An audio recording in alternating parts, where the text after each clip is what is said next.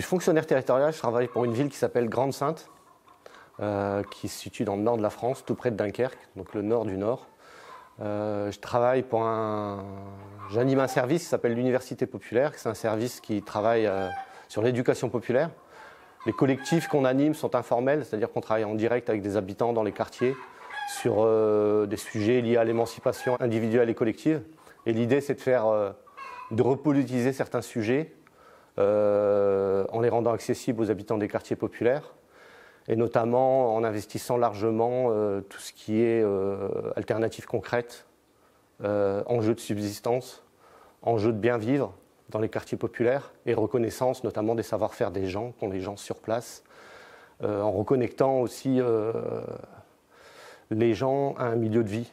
En fait, on considère que l'ancrage est super important et que tous ces enjeux qui sont liés à la subsistance, à l'alimentation, à l'agriculture, bon, je réexpliquerai un peu plus précisément après, sont des sujets qui posent des questions de solidarité, d'entraide et de développement d'une communauté, et d'une communauté qui est dans le meilleur des cas élargie à toute la communauté du vivant, le milieu de vie et aussi à tous les habitants vivants de ce territoire, la communauté naturelle et biotique.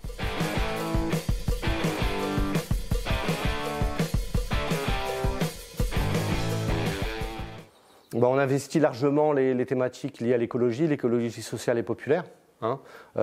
D'une part parce qu'il y a des urgences au niveau climatique, au niveau chute de la biodiversité, au niveau aussi dégradation du milieu de vie pour les gens, et on les investit aussi stratégiquement parce qu'on a perçu que dans les quartiers dans lesquels on intervient, à Grande-Synthe en tout cas, l'intérêt pour ces thématiques liées à la santé, notamment à la défense de la santé, celle de ses enfants, des thématiques très concrètes et puissants et vecteurs de mobilisation, et aussi de recherche de solutions pour des gens qui n'ont pas accès économiquement à des produits bio, par exemple, ou d'autres produits qui ne soient pas nocifs pour leur santé, qui ne soient pas dangereux pour leurs enfants.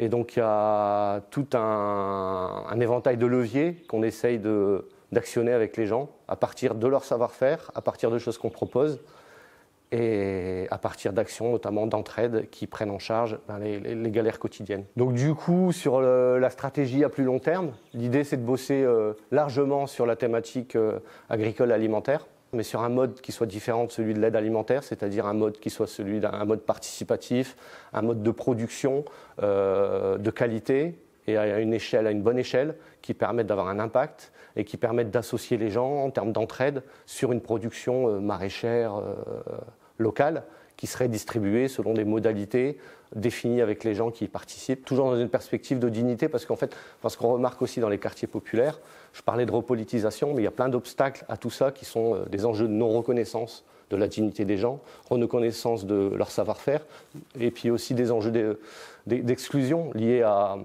des discours stigmatisants sur les identités, sur les religions, sur des inégalités hommes-femmes. Enfin, voilà, tout un lot de choses qui fait que les gens sont éloignés de leur capacité d'agir, de leur droit de cité.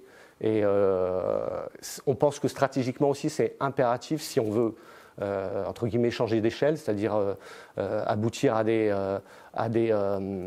aboutir à un rapport de force qui permette de véritablement changer les choses sur les enjeux globaux, donc liés à la justice sociale, liés à la justice climatique, liés à la biodiversité. Il faut vraiment intégrer un maximum de monde, et en priorité les premiers concernés qui n'ont pas le voix au chapitre actuellement. Une collectivité quand même, de façon inégale selon les collectivités, mais il y a quand même des moyens.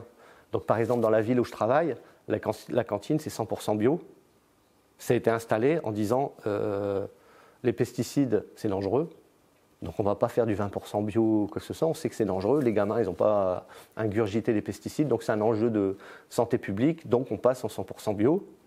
La collectivité assume le différentiel des coûts. Et les repas, le premier repas c'est 48 centimes pour les gens qui ont les moins les moyens, et le plus cher c'est 1,80 €. Donc ça c'est vraiment une politique d'écologie sociale. On a aussi installé, là c'est plus une politique économique liée à l'écologie, mais on a aussi, la ville a racheté des terres. Donc on a une réserve foncière de 25 hectares. Sur 13 hectares, il y a d'ores et déjà 6 maraîchers qui bossent.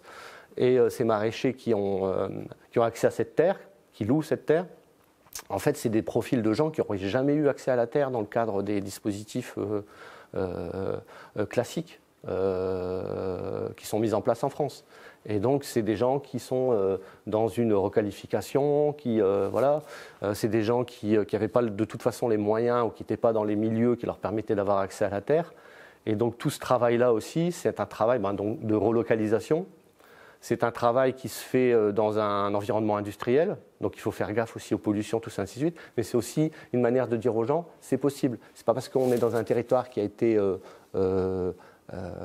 comment dire, transformé, la grosse industrie qui s'est installée, tout ça, qu'on ne peut pas l'améliorer et faire des choses, et puis prendre en compte certains enjeux liés à l'alimentation, liés à la santé, et développer un peu tous azimuts des activités qui permettent de tenter de promouvoir un autre mode de développement, de penser l'après-industrie, parce que dans les territoires comme ça, nous on a une usine sidérurgique qui est passée de 11 000 salariés dans les années 80 à 3 000 maintenant, et on a toujours l'épée de Damoclès qu'elle ferme, et que les gens se retrouvent sans rien, quoi.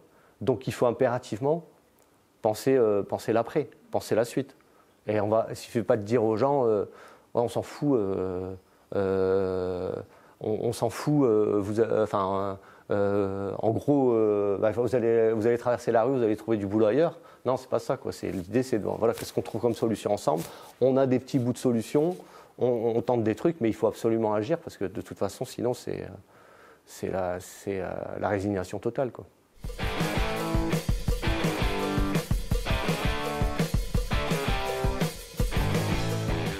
Les difficultés, c'est d'avoir un cadre politique un peu pérenne.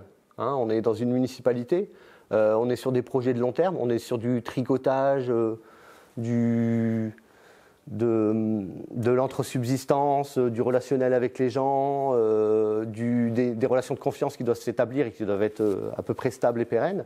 Et le contexte politique peut radicalement changer tout ça, quoi. On est sur des échéances dans le contexte politique à court terme. Et donc, voilà, ça cadre difficilement avec tous ces enjeux qui s'inscrivent dans une transformation à plus long terme. En même temps, cette transformation, elle vise aussi à créer de la mobilisation. À ce que les gens aient envie de défendre leur territoire, de défendre leur milieu de vie, et se raccrochent aussi à des thématiques plus globales sur la justice sociale, sur la redistribution sociale, sur les revenus que maintenant il va falloir redistribuer parce que les gens vont avoir du mal à manger, vont avoir du mal à se déplacer. Voilà, donc tous ces enjeux sociaux aussi là, pour les aborder, il faut que les gens puissent se mobiliser. Pour qu'ils puissent se mobiliser, il faut faire face à la précarité quotidienne, sinon on n'y arrive pas, quoi.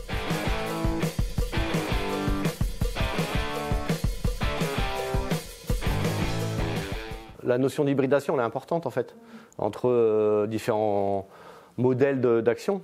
Et donc on ne peut pas non plus être catégorique sur une séparation entre mouvement social, global, alternative locale concrète, institutions qui essayent de se bouger sur des sujets. Donc il y a de toute façon une logique d'hybridation à mettre en place et même si on n'est pas d'accord sur tout, essayer d'avancer sur des sujets. Les problèmes sont tellement énormes et les urgences sont tellement là qu'on ne peut pas se payer le luxe d'être dans une pureté militante et enfermée sur ses objectifs. Donc du coup, nous, je le répète, moi je travaille pour une mairie, je suis fonctionnaire territorial et c'est une force aussi. C'est-à-dire c'est une force de stabilité en termes d'emploi et puis de subsistance pour ceux qui sont salariés dans une mairie et de stabilité sur l'action. Maintenant, même s'il y a des contraintes liées au renouvellement politique, aux élections, autant du marketing politique tel qu'il existe maintenant. Mais il y a des élus aussi qui mesurent tout l'avantage que ça a de miser sur des choses à long terme, de miser sur de l'expérimentation, de miser sur une image aussi de leur territoire qui soit rayonnante, on va dire, au niveau national, voire international, tout ça.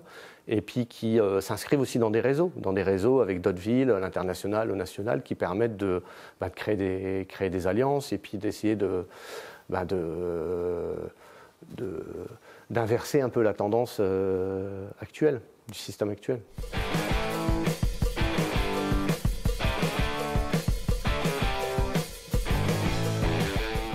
il y a une échelle d'action qui peut être locale, mais de toute façon, cette échelle d'action dans la réflexion, elle doit être sur des enjeux qui sont de toute façon plus globaux.